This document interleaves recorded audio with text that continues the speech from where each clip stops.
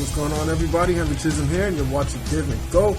We're going to recap everything that went on so far in the season in the second half as we get ready for the last week of the season. A couple of big games today. But first, we're going to go back and see how we got to this point. So we started things all the way back at the Harbor Yard Classic when St. Joe's took on Bassick. And St. Joe's was coming off of losing Diamante Zarba when they headed into this game, and they actually had a few games after this where they didn't look so crisp, and you can see right here, Bassick getting whatever they want inside, knocking down the easy shot. And then here, getting on the fast break, Devin Coleman driving hard to the basket, avoids the charge, finishes at the hoop, nice scoop shot. Bassick had a legitimate shot to win this game too, that really would have changed things. But right in here, you see Tomas Parker get the rebound, put it back. That made it a 2-point game. A technical foul after a foul called on Devin Coleman on Quincy McKnight gave them 2 more points. Nice block by Demetrius Thomas. That fan right there liked it. But ultimately, St. Joe's will have the last laugh. They went on to win this game courtesy of a James Jennings 3-point play that made it 60-57. They won the game. They've been hot ever since. They have not lost a game this year. Trinity Catholic playing against Fairfield Ward. Trinity's been up and down all season. Fairfield Ward's been pretty consistent. Matt McTague, one of my favorite players, knocking down the 3 in the corner. And you're going to see a nice play right here. Pascal Chuckle, one of the most improved players this regular season. A block inside, goes out, blocks another one at the top of the key. Missed layup by Cedric Casimir. Rebound by guess who? Chuck Wu puts it in. Trinity Catholic bounced back and forth with Fairfield Ward this entire game. And Trinity was actually playing pretty well going into this one. Jason Boswell, the transfer from St. Patrick in New Jersey, looking pretty good right there.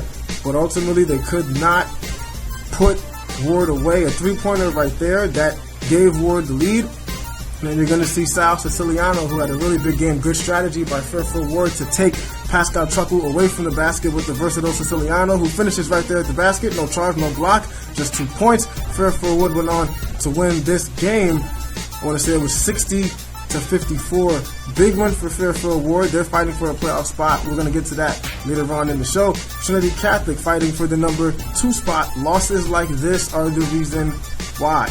But also, a couple wins, a couple losses by some other top teams set them up.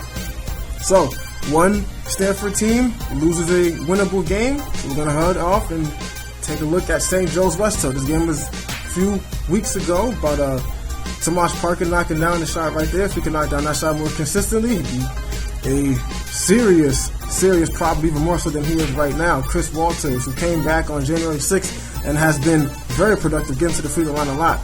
3-pointer right here for St. Joe's. They actually opened up, I want to say, an 11-0 lead before West Hill finally scored a basket at the free throw line.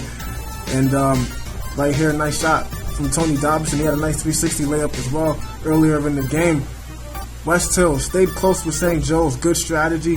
They made the game really frenetic. They got up and down the floor. They scored a lot. Tomas Parker with the big slam right there. St. Joe's trying to pull away. 3-pointer from Dobson knocks it down. Big shot for him. And West Hill stayed close throughout. James Jennings. The team was winning by 2. Didn't need to take this shot. Gets blocked by Sam Dorison.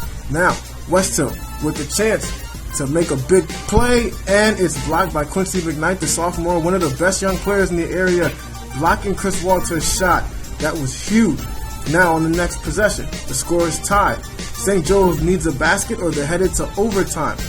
Tomas Parker brings it up the floor. That often you see your center setting up the play for your point guard. Nice pump fake, steps in, knocks down the jump shot. That gave St. Joe a 2-point lead. Chris Walters threw up a 3-pointer at the buzzer, but it didn't fall. St. Joe's wins another close one, and James Jennings again is the catalyst.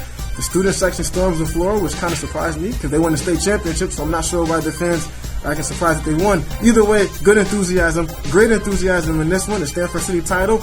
The girls, Trinity Catholic, they won theirs. Well, the boys win theirs, and Trinity Catholic was looking good early on. West Hill kept it close, but Trinity played really strong inside. Pascal Chuckle inside, knocking down that shot. Then you're going to see Cedric Casimir right here with the lay-in and the foul. Nice basket for him. But things unraveled. This has been a trend for Trinity this season. In the Fairfield Ward game and the St. Joe's game, they kind of got back in it late. Didn't execute well down the stretch. But Mario Naveen was huge. That's one of his 2 threes that he knocked down. Big play. The fans love it. West Hill right all the way back. A technical foul helped them get back into the game. Sam Dorson had 3 big dunks. That's one of them. 2 of them were over Pascal Chuckle. I think it kind of took Chuckle out of the flow of the game to get dunked on like that. And West Hill wins the Stanford City title. A tough loss for the Crusaders on the home floor to a rival late in the year when they were winning by double digits in the second half. So West Hill wins this game and makes the crowded FCIAC even more crowded. Like I said, last week of the season, it ends on Wednesday. So there's a couple big games going on tonight. St. Joe's and Richford. I'll be at that one. Richford's playing this same West Hill team on Wednesday. That's also going to be a good game. I'm going to try to get out to that. Look at that trophy. That thing looks nice. Needs to be shined a little bit. Kind of surprised they gave him a trophy like that. It's not a bad looking trophy, but it needs to be shined. Okay, let's look at the FCIAC standings right here. You can see the top and right here at the bottom. Teams fighting to try to get in one more time. You can look at this again. All these teams tied for 2, and all these teams tied here at the end. We'll see what happens this week